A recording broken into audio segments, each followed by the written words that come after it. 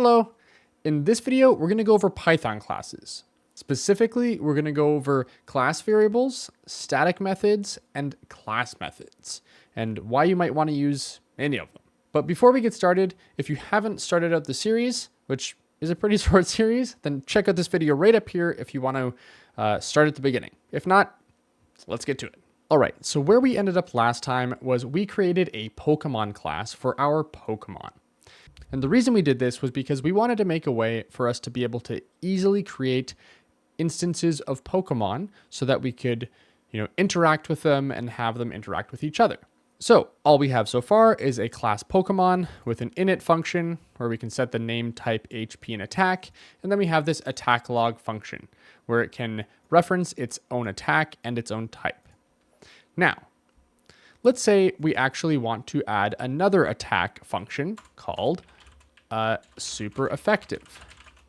Now, this is going to basically take in an attack, so an attack amount, and it's going to return that the amount times 1.5, right? Because if we are performing a super effective attack, we want to be able to see how much damage that's going to do.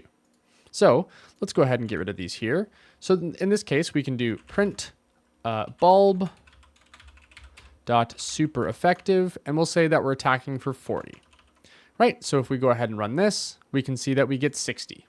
Perfect. So that means that if we're attacking Bulbasaur with a super effective attack, we're going to deal 60 damage. Now, this is great, but this 1.5 is not really that useful, because what if we want to change it? What if super effective is not 1.5? Maybe it's 1.75. Maybe it's 2. Well, if we have this here, it's not really a simple variable we can actually check or change. So one thing we could do is, well, we could maybe pass it in, right? We could say like modifier, right? We can do that, and then we can just do that, right? That works totally fine. But that's not really going to scale too well, because then whoever's calling this also needs to know what that modifier is. Yes, you could have a global variable that you're just always referencing, but one of the issues with global variables is that they can change, right? You might change it by accident rather than referencing it.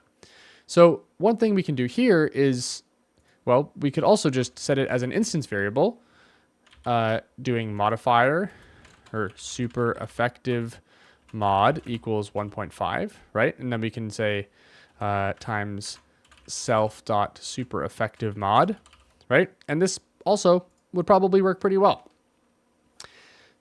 But one issue with this is that if we want to change it, and we want to change it for every Pokemon, so say we have these two instances here, and we're going to do the exact same thing for Charmander. We're going to go ahead and do charm. And if we run this, we should get 60 for each.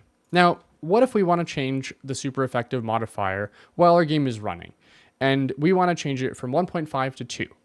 Well, what if we change it right here, right? We should change it before we do the action for each of these things, right? So we can actually get the right number. So if we do bulb.superEffectiveMod equals, now it's 2. Well, we can go ahead and do that. And now if we run, we now see that Bulbasaur now takes 80 damage, but Charmander only takes 60. So this super effective mod only actually changed for Bulbasaur. It didn't change for Charmander at all. One thing we can do, instead of making this a variable that is instanced to the class, we can just make it a class variable, which I know might sound very similar. So instead, what we're going to do is actually not have this here and declare this outside before the init. Technically, I think it can go anywhere in the class, but before the init is usually where you want to put it, just to kind of make it consistent. Okay, so now we have this super effective mod. Well, if we run it now, right? Let's get rid of this and we run it. It still works. That's amazing. And if we do this and we set it to 2, we still run into the same issue. So how do we solve anything? Well, the reason that this is actually happening is because when there is a super effective mod and we're referencing this, self.superEffectiveMod is referencing the instanced version of super effective mod. So it's basically looking at whatever version we're calling. So for Bulbasaur super effective, we're looking at Bulbasaur's version of super effective mod. And how this works is it's going to see if there is a instance variable, so a variable like name, type, HP, or attack, that matches what we're looking for. And in this case, there's not. So it's then going to go ahead and look at the class variable and see if a class variable matches. And in this case, it does because it's right here. However, if we then type bulb.superEffectiveMod equals 1.5 or equals 2, sorry, this is now creating an instance variable. Okay, so it's essentially the same thing as doing this, but that's not what we want, right? So instead, what we can do is we can actually, instead of saying self.superEffectiveMod, we can actually say Pokemon.superEffectiveMod. Now, this is referencing the class variable, specifically the class variable. So if we go ahead and run this, we're going to see we still get 60. But if we do Pokemon.superEffectiveMod equals 2, then when we go ahead and run this, it affects both versions, even though the class instances have already been defined. So even though we already created Bulbasaur and Charmander, within our code here, we've already passed these lines. We then set it and update it. It's still referencing the new value. So that's something that's super useful because you can basically change every instance of your class that you have by updating this class variable this way. So just to kind of dive a little bit deeper into why that happens, just to kind of show you again, we're going to look at the dict thing again. So if we go ahead and do bulb.__dict__ and go ahead and print this, we can see that we don't have this super effective mod because again, it is a class variable. It's not something that the Bulbasaur class, instance really has access to until it tries to reach it, and then it goes and reaches its parent version. But if we do the same thing but for Pokemon, we can go ahead and see that we get a bunch of stuff here, but the important thing we have here is this super effective mod at 1.5. And just to kind of, as a quick refresher, __dict__ basically shows you all of the values that are set within the instance of either a class or an object or anything like that. Really, when you do this type of thing for a class where you have an init function or whatever and you're setting values to self, it's basically just setting a dictionary value. So the underlying kind of data model that is under a class is just a dictionary because dictionaries are great. All right, so hopefully this kind of shows you why maybe you might want to use one of these. Another reason why you might want to use one of these is because whenever you reference this class variable, you're referencing basically the class version, not a specific instance. It means that whatever you change, it changes for the whole program. So a cool thing you can do is actually set the initial version of, say, maybe num of Pokemon to 0. But then you can say that when we initialize a Pokemon, we can then say Pokemon.num of Pokemon plus equals 1, meaning we're adding 1 to num of Pokemon. So this means that if we go ahead and say, I wonder how many Pokemon we have initialized, right? And you could do some fancy stuff here to make sure that do we have this type of Pokemon already? Or, so you don't double count things. But let's go ahead and say Pokemon.num of num of Pokemon. And then let's go ahead, oh my goodness, and paste this down here. So if I run this now, we can see that we get 0 and then we get 2 because we have now initialized 2 new Pokemon. And when we did that, it then set the class variable to 1 more for the num of Pokemon. So this is, again, kind of just like a handy thing that it's kind of like a global for the class, right? Like a global variable for the class. So hopefully that makes sense. And yeah, if by the way, if anything doesn't make sense, please just drop a comment down below. I'm happy to try and help out as much as I can. And we also have a Discord in the description. So check that out because We have a lot of awesome people on there of all different skill levels who love to help each other out. So cool. All right, moving on.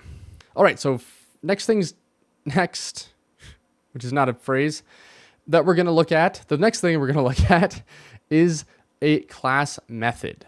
So we've looked at class variables. Now let's look at class methods. So what is a class method? Well, a class method is basically a way to decorate, which if you don't know what decorators are, check out this video up here where I go over how little quirks of Python and decorators are included. But basically what it is you can create a class or a method. Let's call it set super effective. And then when you do this, you can set at class method.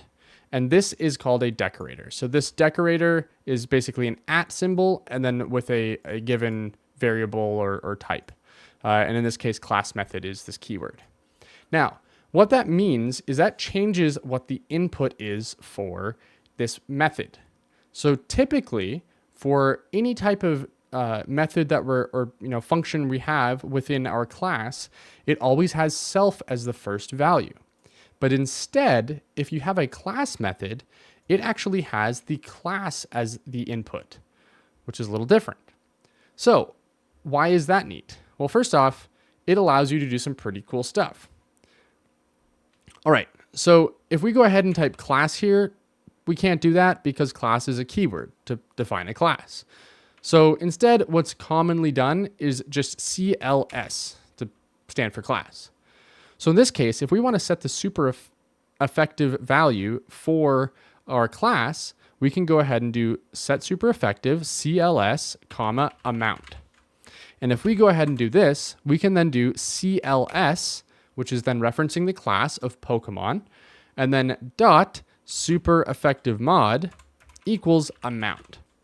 Now, why is this useful? Because this is technically the same thing as doing like Pokemon dot super effective mod equals amount. Well, equals 2, right? This is basically the exact same thing as doing, oops, I don't know. Oh, I hit a different key. This is basically the same thing as doing this and this, right? These two lines are the exact same. But one thing that's beneficial of doing this is that if you want to add like if you say you have logging or something, or you want to like print like setting or updating the super effective modifier to amount. If you want to do something like this, well, you can't really do that when you have just super effective mod, right? So that means that instead of doing this, you can always just have this class method that then allows you to reference the class itself and update something, but kind of have any other things you want to do around it. Maybe anytime you update the super effective modifier, you also want to recalculate something else, or, I don't know, call your mom or something. I don't know. So in this case, now you see that not only did we update the super effective modifier, but we also, printed out this little thing here. And just to so that it doesn't look like I'm lying, we'll go ahead and do the super effective mod here and or before and after. So you can see that it is updating. Okay, cool. So that is one kind of useful way that you can use class methods. But another one that's really common is basically creating another way to create your class. Another constructor method. So init is considered like a constructor method because it helps you construct your class or build your class. But maybe you want to be able to create a Pokemon with something else, right? Maybe you have like a spreadsheet of all the Pokemon and all their stats and stuff like that. And you can get that spreadsheet in, you can get all that all that data, but maybe it's in the format of Bulbasaur, grass, 45, 49, right? Maybe that's the format. So what could you do if you had a huge list of values where this is kind of what you're getting? So let's just do bulb string equals this. You could just loop over all those values and then kind of break them apart and then set them into here. Another thing you could do though is just create another constructor, right? Create a class method that allows you to create a Pokemon from this form of string. And that's really easy to do. So all we'd have to do is just do @class method and then go ahead and do def Pokemon from string CLS, because that's the first thing you do for a class method, and then string,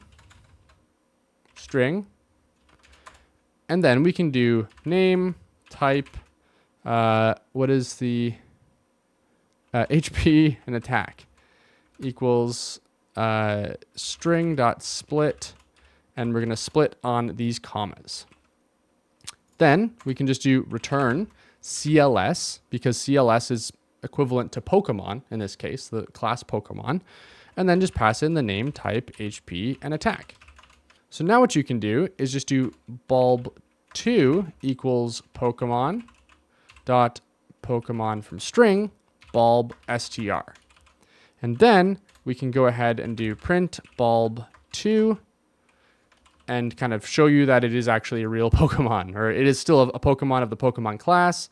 And if, we want to do, what were we doing? Super effective of 40, then we can go ahead and get 80 here because that's super effective. Awesome. So those are two really great examples of how you can use class methods for your class. And yeah, honestly, my favorite thing to use a class method for is 100% creating new constructors, because there's so many different ways that you can get data, right? Whether it's from some kind of API or maybe your own storage or like database or something like that. By the way, if you want to know how to use a database, I have a really quick video right up here. So check that out. But anyways, it's just so useful to be able to have these little helper methods that kind of can just create things more easily, right? You have to write it once and it's done. And then you can kind of throw all that complicated stuff into the class so that you can just do it there. Like the one thing that is really important as a programmer is to never duplicate your code if you can help it.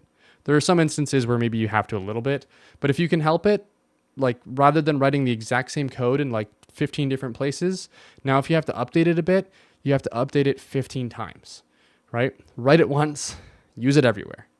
That's the way to go. So in this case, that's a great reason to do it. All right, rant over. Okay, finally, we're gonna go over static methods. So a static method is just another thing you can create on a class, but it's also different than normal methods. I know it maybe seems like I was lying initially in my last video, where I was saying, all these methods always have to have self, which is a reference to the instance of the class, because you don't really always have to do that because there are these class methods and static methods. So in this instance, let's say what. So what is what? Well, maybe we want to create a function. Static method. I said function, then type function. Maybe we want to create a function that where you can do Pokemon.what, and then it will return like, what is a Pokemon, right? It will return kind of the definition of it. So if that's the case, we can say like return a Pokemon is a monster that has attributes and a species that may be able to evolve. Also, they fight, but it's totally fine and not frowned upon. Smiley face. So now we can say, if we're not really sure what a Pokemon is, we can just do Pokemon.what. And then when we go ahead and run, we can see, well, what is a Pokemon? Now, could we just make this a non-static method and just put in self here and run this and it works the exact same? Well, I guess not because I said Pokemon. But if we put bulb2 here, yeah, it still works. So what's the deal with static method? Well, static method doesn't require self. So if there's any kind of thing where you want to be able to calculate something or understand something, but you don't really need an instance of a class in order to do it, because again, self, the whole reason of having self is to reference different values from your instance of your class. But if you don't care about that, then just have a static method, because then you don't need to reference anything. So this is a great example of something like a static method, but an even better example for Pokemon might be something like at static method def is super effective, right? So here we could have like Poke type and attack type. Okay, so I'm not going to type all these out because there's a lot, but let's just say like if Poke type equals grass and attack type equals fire, return true. And then otherwise return false.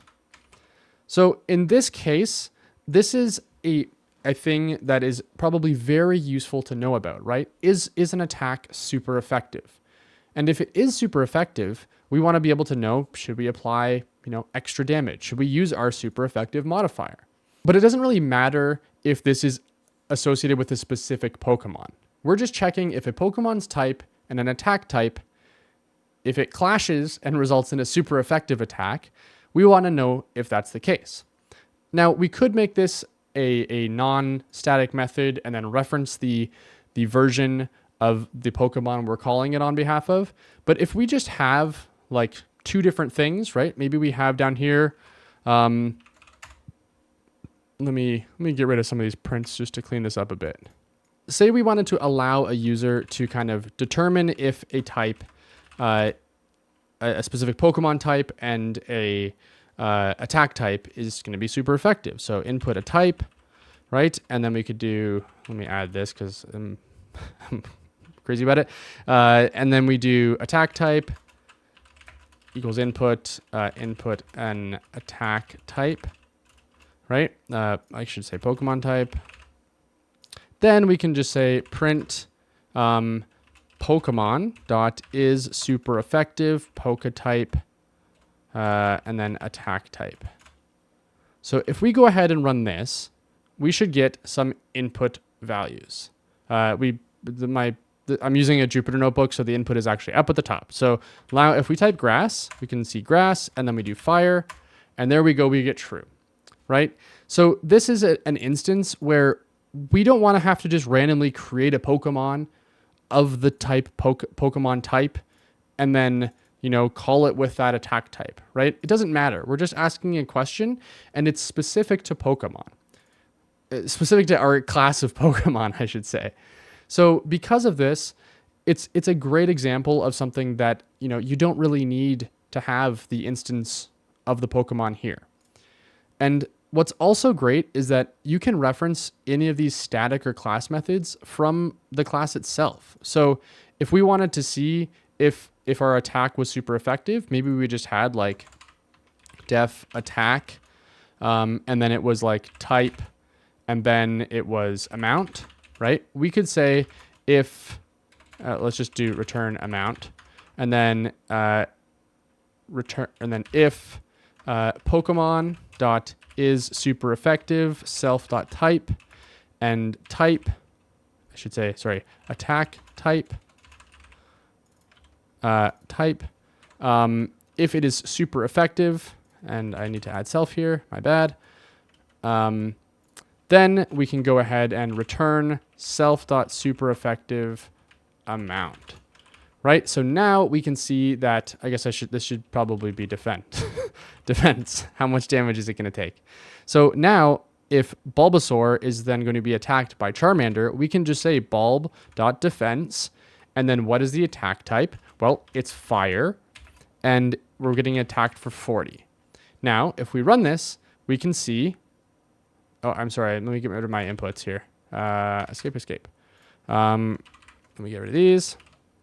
Now, if we run this, we can see that we get 60 because, well, we still have our modifier as 1.5. So that's correct because we're attacked for 40. So 150% of 40 is 60. But if we now change this to water, we can see that we just get 40. And now if you're really into Pokemon, I know it's not 40 because it's not very effective against it. I got you, don't worry. I mean, I'm not going to implement it, but you could if you wanted to.